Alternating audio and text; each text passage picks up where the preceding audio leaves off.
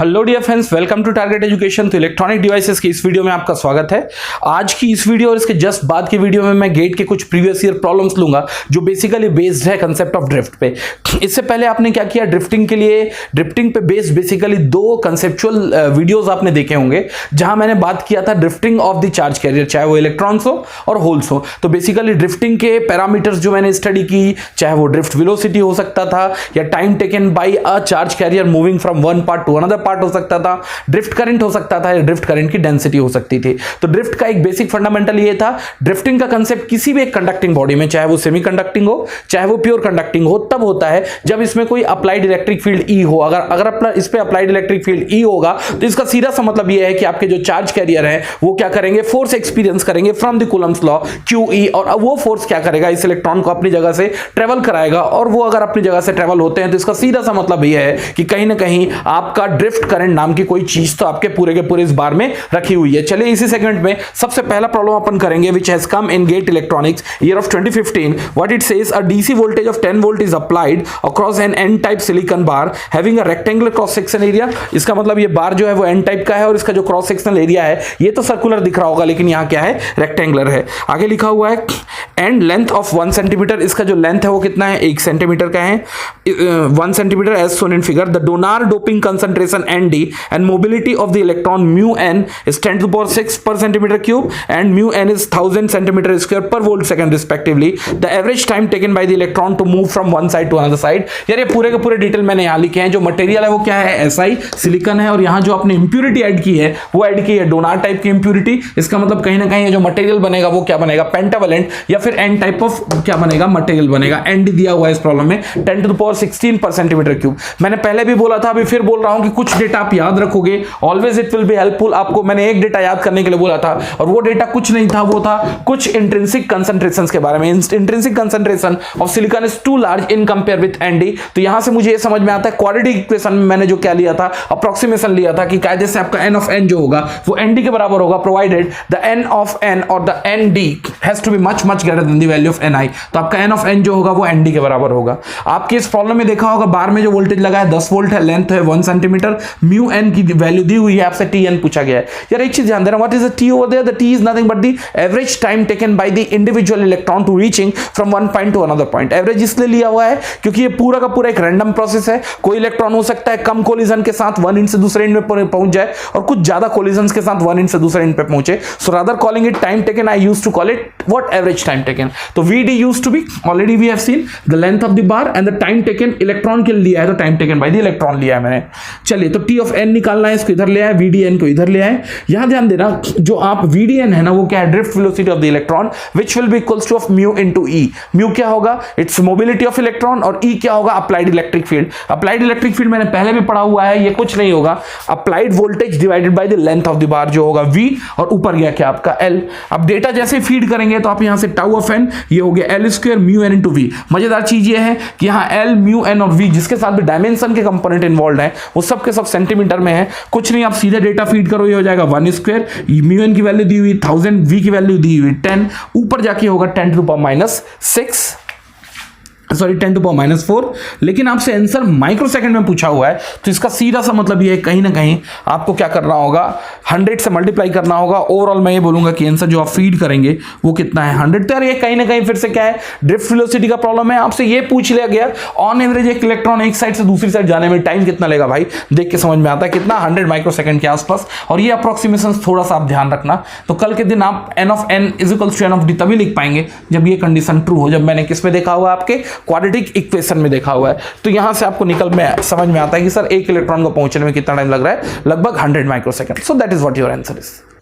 चलिए इसी सीक्वेंस में हम सेकंड प्रॉब्लम लेते हैं। The problem is a link problem.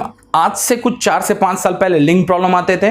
Generally वो तब लिंक प्रॉब्लम आया करते थे जब आपके पास प्रॉब्लम जो या क्वेश्चन पेपर जो हुआ करता था वो हार्ड कॉपी में हुआ करता था। तो अब जो पेपर है वो कहां होता है, कंप्यूटर्स में होता है। तो लिंक क्वेश्चंस का पैटर्न हटा दिया गया। लिंक क्वेश्चन का मतलब ये है कि अगले 2 प्रॉब्लम में जो पहला प्रॉब्लम का आंसर होगा वो बेसिकली दूसरे क्वेश्चन के लिए डेटा इनपुट का काम करेगा। इसका मतलब अगर पहला क्वेश्चन का आंसर सही नहीं आया तो definitely you will not be able to get the right answer for the second problem. लेकिन ठीक है, कंसेप्ट नर्चर करने के लिए मैंने ये प्रॉब्लम भी लिफ्ट किया है, but yes, link problem concept has been removed in what problem, जब से आपका क्या हुआ है, CBT computer based test start हुआ है फॉर द गेट। तो चलिए प्रॉब्लम है क्या, ध्यान देंगे। It has come in GATE electronics year of 2010 a silicon sample with a unit cross sectional area. इसका मतलब जो सैंपल है वो सिलिकॉन का है और इसका जो क्रॉस सेक्शनल एरिया है वो क्या है, यूनिट बोले तो 1, और साथ में दिया हुआ है shown below in a thermal equilibrium the following informations are given. Operating temperature कितना है, 300 degree kelvin room temperature. Electron का चार्ज जो दिया हुआ है वो दिया है 1.6 × 10⁻19। थर्मल वोल्टेज दिया हुआ है 26 मिलीवोल्ट। इलेक्ट्रॉन की मोबिलिटी दी हुई है 1350, और नीचे आपके पास क्या है, एक बार है। किस टाइप का बार है, वैसे मैं यार अगर बाय द वे पुराने 2 वीडियोस को बोलूंगा तो बार बनाने की जरूरत तो नहीं होनी चाहिए, लेकिन चलिए बना लेता हूं। तो आपका अगर फिगर को थोड़ा और अच्छे से अंडरस्टैंड करने की कोशिश करोगे तो आपके पास क्या है, एक एनडी, क्या है आपके पास, एक बार है जो यूनिफॉर्मली डोप्ड है, किससे, डोनार इंप्यूरिटी कंसंट्रेशन से। तो मैं ये देख सकता हूं कि ये जो है आपका, ये क्या है आपका लेफ्ट एज है जिसको मैंने लिखा है x is equals to of 0, और आपका एक राइट एज है वहां मैंने लिखा है x is equals to of 10⁻⁻4 centimetre. अब बोलोगे सर ये ऐसा क्यों लिख दिए, भाई कभी भी ध्यान देना, लगभग टाइम डिवाइसेस में कैलकुलेशन सेंटीमीटर्स में हुआ है। अगर आप डेटास भी देखोगे सेंटीमीटर में दिया हुआ है, इवन जो ऑप्शंस पूछा हुआ है वो भी सेंटीमीटर में दिया हुआ है। तो एक जो डेटा क्या कर रहा है, अपनी जगह से वेरिएटेड है, उसको मैं कहां लेके आता हूं, फिर से सेंटीमीटर। तो ऐसा मत करना कि सर इसको पहले एसआई में चेंज करूंगा, मीटर में, लास्ट में मीटर को सेंटीमीटर में चेंज करूंगा। भाई एक डेटा वेरिएटेड है तो आप उसको सेंटीमीटर में चेंज कर लो, तो वहीं प्रॉब्लम खत्म हो गई है। नेक्स्ट जो आपने दिया हुआ है कि आपने यहां क्या लगाया है, बैटरी लगाया है, इसके अक्रॉस बैटरी लगाया है। कितने वोल्ट की बैटरी लगी है आपके, 1 वोल्ट की बैटरी लगी है। ये जो बैटरी लगी है वो कितने की लगी है, 1 वोल्ट की लगी है, ठीक। और यहाँ doping concentration N of D जो दिया है, एन ऑफ डी जो है इस प्रॉब्लम के लिए वो है कितना, 10⁻16 पर सेंटीमीटर क्यूब। अब ये फिर से बहुत ज्यादा है, किससे, Ni ऑफ द सिलिकॉन से। It's much greater than the value of Ni of silicon, जो किस रेंज में होता है, यहाँ पे लिखा हुआ है 1.5 × 10⁻10। तो यहाँ से एक चीज समझ में आता है कि जो एन ऑफ डी है ना, 10⁻16 पर सेंटीमीटर क्यूब, आज के बाद से आप इसको एन ऑफ एन भी ले सकते हो, जो क्या होगा, मेजोरिटी चार्ज कैरियर कंसंट्रेशन। तो ज्यादा दिमाग लगाए बिना मैं सीधे यहां लिख सकता हूं N of N, which is nothing but the electron concentration throughout the bar uniformly क्या है, डिस्ट्रीब्यूटेड है, which is equals to 10⁻16 पर सेंटीमीटर क्यूब। ये आपको डेटा फिर से मैं क्या कर सकता हूं, यूज कर सकता हूं। तो चलिए एक डेटा आपका आया, सबसे पहले एन ऑफ एन यूज करना है, 10⁻16 पर सेंटीमीटर क्यूब, ये डेटा आ गया। दूसरा डेटा क्या दिया हुआ है, ध्यान देना इस प्रॉब्लम में। तो इंडिविजुअल चार्ज जो क्या है, एसोसिएटेड है, definitely it is known to me, but GATE में यूजुअली ये डेटा दे दिया हुआ होता है। So it's gonna be 1.6 × 10⁻19 coulomb. और जो डेटा दिया हुआ है बोल्ट्जमैन वोल्टेज या thermal voltage, definitely room temperature में it is somewhere 26 millivolts. As I said, GATE में यूजुअली डेटा दे दिया होता है, so even the VT has been clearly given.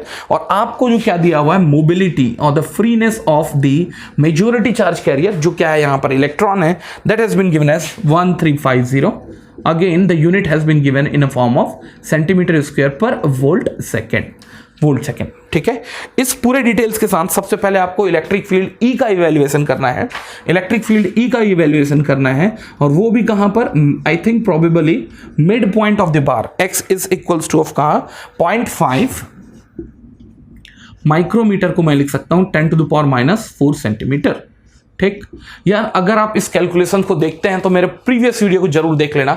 मैंने एक चीज देखा था कि जो इलेक्ट्रिक फील्ड इंटेंसिटी का मैग्नीट्यूड होता है थ्रू आउट द बार, वो क्या होता है, कांस्टेंट होता है। वो तो छोड़ दो, x equals to 0.5 × 10⁻4 cm, x equals to 0 से लेकर 10⁻4 cm के बीच में कहीं भी इलेक्ट्रिक फील्ड इंटेंसिटी E की वैल्यू जो होगी वो x से इंडिपेंडेंट होगी, which is simply equals to applied voltage divided by the length of the bar. Applied voltage जो है वो कितना है मेरे भाई, इस प्रॉब्लम के लिए 1 वोल्ट है, और जो L है लेंथ दिया हुआ होगा probably, yes, x equals to 0 से कहां, 10⁻4 जाना है, इसका मतलब लेंथ जो होगा वो क्या होगा, 10⁻4। अब ये बोलोगे सर सेंटीमीटर, भाई आंसर जो पूछा हुआ है पर सेंटीमीटर में ही पूछा हुआ है, तो मैं सब डायमेंशंस को किस में रखा हुआ हूं, सेंटीमीटर में रखा हुआ हूं। तो यहां से जो रिजल्ट आपके हाथ में आएगा, so you will be getting is gonna be 10 × 10⁻3, जिसको मैं क्या लिख सकता हूं, किलो वोल्ट पर सेंटीमीटर। और ये ध्यान देना कि ये जो इलेक्ट्रिक फील्ड E है, ये इसका क्या है, मैग्नीट्यूड है। तो मैंने पहले भी बोला था लास्ट क्लास में, डायरेक्शन अगर कोई पूछ ले कि डायरेक्शन किस डायरेक्शन पे होगा, तो भाई इलेक्ट्रिक फील्ड इंटेंसिटी का जो डायरेक्शन होगा वो हमेशा कन्वेंशनल फ्लो ऑफ करंट के डायरेक्शन में होगा, जिसका मतलब ये जो मैग्नीट्यूड ई है ना वो किस डायरेक्शन में अप्लाइड है, तो लेफ्ट से राइट की तरफ अप्लाइड है। मैग्नीट्यूड आपने ऑलरेडी निकाला हुआ है। तो as far as the problem is concerned, इस प्रॉब्लम में देख के समझ में आता है साहब कि आपका जो बेस्ट मोस्ट आंसर होगा वो होगा option B, 10 kilo volt per centimetre. That's gonna be your option B. ठीक है, चलो इसी सीक्वेंस में अपन इसी के कंटिन्यूएशन में इसका कनेक्टेड या लिंक प्रॉब्लम देख लेते हैं। The magnitude of electric drift current density at X is equals to of 0.5 micrometre. अब आपसे क्या पूछा गया है, ध्यान देना, अब आपसे पूछा गया है J drift which is nothing but the drift current density. यार एक चीज ध्यान देना, ड्रिफ्ट करंट डेंसिटी का कंसेप्ट तो जरूर आएगा, क्यों, ये सेमीकंडक्टर है और अगर आपने एक्सटर्नली अप्लाई किया इलेक्ट्रिक फील्ड, चार्ज अपनी जगह से ड्रिफ्ट होंगे and because of that you will be having a concept of current density which is also called drift current density. भाई कई टाइप के करंट है, यहां ड्रिफ्ट करंट डेंसिटी मिल रहा है, थोड़ी देर में डिफ्यूजन करंट डेंसिटी मिलेगा because of concentration gradient in charge carrier, और सिमिलरली अगर आप देखते हैं इलेक्ट्रोमैग्नेटिक फील्ड थ्योरी में तो वहां डिस्प्लेसमेंट करंट डेंसिटी मिलेगा। चीजें अलग हैं लेकिन मैं डिस्कस करूंगा अभी किसके, ड्रिफ्ट करंट डेंसिटी के बारे में। तो ड्रिफ्ट करंट डेंसिटी इस प्रॉब्लम में क्या हो गया, इन जनरल क्या होता है, इन जनरल एक सेमीकंडक्टर के लिए होता है एन क्यू, क्या होगा आगे म्यू एन प्लस इंटू ई, आगे लिख लूं तो इसमें से जो कॉमन फैक्टर है उसको मैं निकाल लूं, तो यहां से कॉमन फैक्टर होगा N mu N plus P mu P, और साथ में इसके मल्टीप्लायर फैक्टर्स होंगे Q into applied electric field ई।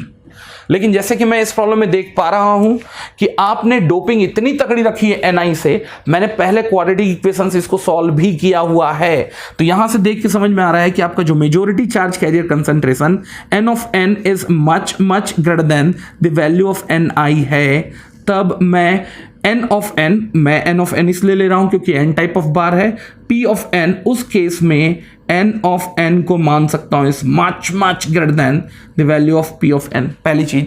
दूसरा, mobility factor mu of N अगर एन ऑफ एन से मल्टीप्लाई हुआ है तो मुझे यह भी पता है कि म्यू ऑफ एन ऑलरेडी बड़ा होता है किससे, म्यू ऑफ पी से। Mobility of electron is much higher than the value of hole. तो यार एक चीज ध्यान देना, कहानी ऐसी हुई कि एन ऑफ एन बड़ा है पी ऑफ एन से और म्यू ऑफ एन बड़ा है म्यू ऑफ पी से, इसका मतलब ये वैल्यू बहुत बहुत बड़ी है किससे, इससे। तो जे ऑफ ड्रिफ्ट को मैं अप्रोक्सीमेट कर सकता हूं इस प्रॉब्लम के लिए, किससे, जे ऑफ ड्रिफ्ट को मैं अप्रोक्सीमेट कर सकता हूं इस प्रॉब्लम को N of N. N of N जो है इस प्रॉब्लम में कहीं ना कहीं किसके बराबर है, एन ऑफ डी के बराबर है, ये लिख सकता हूं मैं एन ऑफ डी। क्यू को अंदर ले आओ, चलो क्यू को अंदर ले आओ, साथ में होगा mobility of the obviously electron और क्या होगा अप्लाइड इलेक्ट्रिक फील्ड ई। इतना डिटेल्स या इतना डेटाज यूज करके आपको क्या करना है, ड्रिफ्ट करंट डेंसिटी निकालनी है। और मजेदार चीज है, drift current density N D throughout the bar constant है, क्यू कांस्टेंट है, mu on throughout the bar क्या है, कांस्टेंट है, इवन ई भी थ्रू आउट द बार क्या है, कांस्टेंट है। तो यहां आपने पूछा गया है drift current density at X is equals to 0.5, मारो गोली भाई थ्रू आउट द बार जो क्या होगा ड्रिफ्ट करंट डेंसिटी क्या होगा, सेम होगा। तो यहां से आप चाहो X is equals to 0.5 micrometre पे निकालो, चाहे 0.1 माइक्रोमीटर पे निकालो। चलो तो एनडी ध्यान देना, फिर से गेट का प्रॉब्लम है, बहुत कचरा नहीं दिया हुआ होगा। एनडी जो है 10 टू द पावर 16, ध्यान देना इसका डायमेंशन के साथ इन्वॉल्वमेंट सेंटीमीटर के साथ होना चाहिए। Q 1.6 into 10 to power minus 19। Similarly mu N इस डेटा में दिया हुआ होगा, यस 1350। और मैंने जैसे बोला ये लिंक प्रॉब्लम है तो पहले का डेटा अब यहां काम आएगा। पहले जो आपका इलेक्ट्रिक फील्ड अप्लाइड था वो क्या था, 10 इंटू 10 टू द पावर 3। इसका मल्टीप्लीकेशन करके आप ड्रिफ्ट करंट डेंसिटी निकालेंगे जो डेफिनेटली एम्पियर होगा, लेकिन डायमेंशन जो होगा वो क्या होगा, सेंटीमीटर स्क्वायर होगा, because everywhere I have taken the dimension as centimetre square. Is it part clear? तो आप जब इनका मल्टीप्लीकेशन करेंगे, लेट्स डू दैट। इनका मल्टीप्लीकेशन करेंगे कितना आ रहा है, लेट मी डू दैट। तो सबसे पहले ये होगा 10 टू द पावर 16, ये हो जाएगा 10 टू द पावर माइनस 3 और ये हो जाएगा 10। ये सब के सब क्या हो गए, कैंसिल हो गए, ये सब के सब क्या हो गए, कैंसिल हो गए। ठीक है, आगे अगर इसका मैं मल्टीप्लिकेशन करता हूं तो ये होगा 1.6 into 1350 into and thereafter it's gonna be 10। तो ये लगभग आ रहा है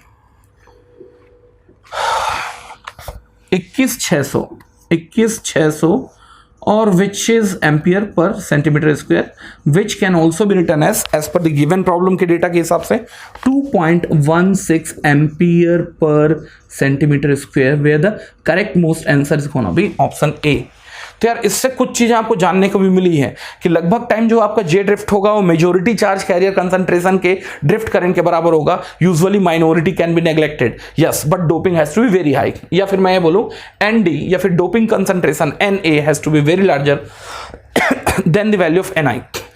नेक्स्ट, आपने शायद ये भी ध्यान दिया होगा कि electric field intensity E is independent from the value of X which is nothing but the position over the bar. Similarly यहां अगर बाय द वे आपने क्या किया है, फिर से एक यूनिफॉर्म डोपिंग का केस लिया है, तो drift current density is again what independent from the value of X। तो आप लिख सकते हैं नोट। तो ये आपका क्या होगा, E और क्या आपका J drift is independent from the position over the bar, जिसको मैंने क्या लिया है X। वो तभी होगा, ध्यान देना, इस केस में डोपिंग क्या होना चाहिए, यूनिफॉर्म होना चाहिए। डोपिंग अगर यूनिफॉर्म नहीं होगा तो आपका एनडी जो होगा वो फंक्शन ऑफ X होगा, एनडी अगर फंक्शन ऑफ X होगा तो फिर से क्या होगा, प्रॉब्लम रेस होगा। मैं तब के लिए बोल रहा हूं, ये दोनों का केस तभी के लिए ट्रू है जब डोपिंग जो है वो क्या है, यूनिफॉर्म है। इसका मतलब कायदे से कोई भी नॉन यूनिफॉर्मिटी इन डोपिंग नहीं है, या फिर चार्ज का कंसंट्रेशन ग्रेडियंट एग्जिस्ट नहीं करता। चार्ज क्या है, बिल्कुल फ्लैट है, या throughout the length of X जो है चार्ज क्या है, यूनिफॉर्मली डिस्ट्रीब्यूटेड है। So I think this part is also clear to us. तो चलो इसी सीक्वेंस में अपन अब क्या करते हैं, एक थर्ड प्रॉब्लम लेंगे। So now will move it to the third problem. ये आया हुआ है गेट इलेक्ट्रॉनिक्स ईयर ऑफ 2006। देखेंगे प्रॉब्लम है क्या, लेट्स सी दैट। देखो प्रॉब्लम में लिखा हुआ है the heavily doped N type semiconductor has the following data, hole electron mobility is equals to 0.4 होना चाहिए, क्योंकि होल का mobility is lesser than the electron mobility, तो डेफिनेटली उनका रेशियो जो होगा वो क्या होगा, 1 से कम होगा, या फिर 0 से 1 के बीच में होगा। First thing, doping concentration 4.2 into 10⁸ atom पर metre cube, intrinsic concentration 1.5 into 10⁴ atom per meter cube. Is that part clear? The ratio of the conductance of the n-type semiconductor, that too of the intrinsic semiconductor of the same material and at same temperature is to be calculated. चलिए, तो सबसे पहले तो मैं mark करूं कौन सा question आप अभी क्या करने जा रहे हो, इवेल्युएट करने जा रहा हूं। So now we are going to discuss about the question number 3। तो सीधे मैं बात करूं कि क्या वैल्यूज आपको इवेल्युएट करनी है। अपन क्या करेंगे, बैक कैलकुलेशन करेंगे। ध्यान देना, the ratio of the conductance of N type, आपको क्या करना है, conductance of N type divided by the conduction और conductance of the intrinsic semiconductor with the same material in the same temperature, ये calculate करना है। चलिए एक चीज ध्यान देना, What used to be the conductance? Conductance used to be for a किसी भी एक्सटेंसिव क्या किसी भी सेमीकंडक्टर के लिए it used to be n q into what mu n, ये होगा n q into what mu n plus p q into what mu p। Agree करते हैं, ठीक। लेकिन ये आपने जो क्या लिया है, कंडक्टिविटी लिया, वो एन टाइप के लिए है, जहां मेजोरिटी चार्ज कैरियर कंसंट्रेशन क्या होगा, इलेक्ट्रॉन होगा। So rather writing it N, I am writing it N of N and here I am writing it P of N. Agree करते हैं। सिमिलरली अगर आपको कंडक्टिविटी इंट्रिंसिक सेमीकंडक्टर का निकालना है, in that case the population of the free electron will be same as the population of the holes, and there I can write n is equals to of p is equals to of ni. So what the change I'll be getting here is gonna be ni, and thereafter I'm getting the q mu n plus again ni, and thereafter q, and here is gonna be mu p, ठीक। चलिए इस problem को अगर मैं फिर से analyse करता हूं, तो आपने जो क्या किया है, donor doping concentration N of D use किया है ना, which is equals to 4.2 into 10⁻18, वो बहुत ज्यादा है किससे, एनआई से, जो है इस प्रॉब्लम के लिए 1.5 into 10⁴। तो आप ये अज्यूम कर सकते हैं कि जो आपका एन ऑफ एन होगा वो क्या होगा, approximately equals to of N of D होगा, और साथ में N of N is much larger than the value of What P of n। ये मैंने पहले देखा हुआ है ना, मास सेक्शन लॉ, तो आप over the period of time ये कंसेप्ट बिल्ड किया हो। तो ये ध्यान देना, अगर आप इस अप्रोक्सीमेशंस का यूज करोगे तो इसका मतलब इस वैल्यू के फ्रंट में ये वैल्यू को क्या किया जा सकता है, ड्रॉप। तो आपके पास जो स्ट्रक्चर लेफ्ट आउट करेगा वो होगा एन ऑफ एन, जिसको मैं लिख सकता हूँ एन ऑफ डी, साथ में मल्टीप्लाई होगा क्यू, साथ में मल्टीप्लाई होगा म्यू ऑफ एन, और नीचे आप जो कॉमन निकाल सकते हैं वो निकाल सकते हैं सबसे पहले एन आई, और साथ में निकाल सकते हैं क्यू। बचा हुआ जो फैक्टर्स है, डेटाज होंगे, वो है mu N plus of mu P, ठीक। अगर आपके जो गिवन डेटाज हैं, अब मैं उसको अगर बैक ट्रैक करता हूं तो आपको एनडी और एनआई दिया हुआ है और mobility of hole versus mobility of electron चाहिए, उससे ज्यादा तो कुछ चाहिए भी नहीं। कुछ नहीं कर रहा मैं, एनडी और एनआई को मैं सबसे पहले क्या कर रहा हूं, बाहर निकाल रहा हूं, इनका मैं अलग से निपटारा करूंगा। म्यू एन को नीचे ले आया, so is gonna be sort of that mu P by of mu N. ठीक, चलिए डेटा फीड करता हूं मैं। एन ऑफ डी जो दिया हुआ है इस प्रॉब्लम के लिए, doping concentration that is in range of 4.2 into 10 to power 8, 1.5 into 10 to the power 4। यार एक चीज ध्यान देना, यहां हर एक डेटा किस में दिए हुए हैं, मीटर्स में दिए हुए हैं, still I do not have any problem. लेकिन हाँ, कोई डेटा लेफ्ट आउट या सेंटीमीटर या मीटर में नहीं होना चाहिए, so that is not there. चलो ये होगा 1 डिवाइडेड बाय ऑफ 1 प्लस कितना है ये वैल्यू 0.4, इनको अगर ऐड करोगे 1 से तो क्या होगा 1.4। गेट का प्रॉब्लम है, ध्यान देना, कचरा नहीं बचाएगा, केवल आपको कंसेप्चुअली ड्रैग करेगा। तो सबसे पहली बात तो 14 3 42, तो ये होगा 4.2 divided by 1.4, it will be equals to 3। 3 को अगर आप 1.5 से डिवाइड करेंगे, 1.5 से डिवाइड करेंगे, सो इट विल बी 2 जा put together is gonna be 2 into 10 to the power 8 divided by 10 to the power 4, it will be equals to of 2 into 10 to the power 4।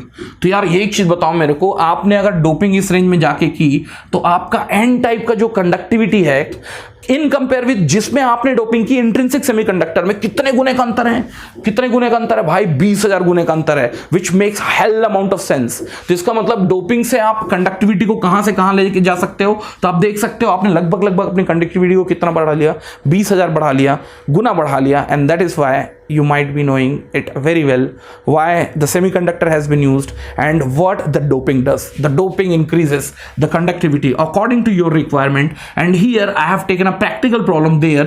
The conductivity of a extrinsic semiconductor has been raised from its intrinsic semiconductor by around 20,000 times. That makes hell amount of sense. Agree करते हैं? तो यहां भी ध्यान देंगे, सबसे पहले आपसे ये पूछा गया है कि what would be the answer. The answer is gonna be D, which is nothing but 20,000. So ये प्रॉब्लम भी हो गया। चलो A3 हो जाने के बाद now we'll be taking the fourth problem. Let's see what is that. ये आया हुआ है गेट इलेक्ट्रॉनिक्स 1997 का प्रॉब्लम है। Let's look it over that particular question. What has been given in that the part of data. See what the problem says. The problem says a N-type silicon bar. Again, the length has been given in centimeter, which is equals to of 0.1 centimeter long and 100 micrometer square in cross section. Obviously, the cross section is already been supplied as 100 micrometers. In cross section area has a majority carrier concentration of 5 into 10 to the power 20 meter cube, and the carrier mobility in is 0.13 meter square per volt second at 300 degree Kelvin. If the charge of the electron is this, find the resistance of the bar. यार सब data को बाद में निपटाएंगे। सब के सब जो data दिए हुए हैं किस में दिए हुए हैं, मीटर में, एक्सेप्ट इस लेंथ, बाद में इसको डिस्कस कर लेंगे। लिखो, लेकिन आपसे पूछा क्या गया है इस प्रॉब्लम में, रेजिस्टेंस पूछा गया है। भाई मैंने रेजिस्टेंस के बारे में स्टडी की हुई है। What is the resistance? Resistance is gonna B R.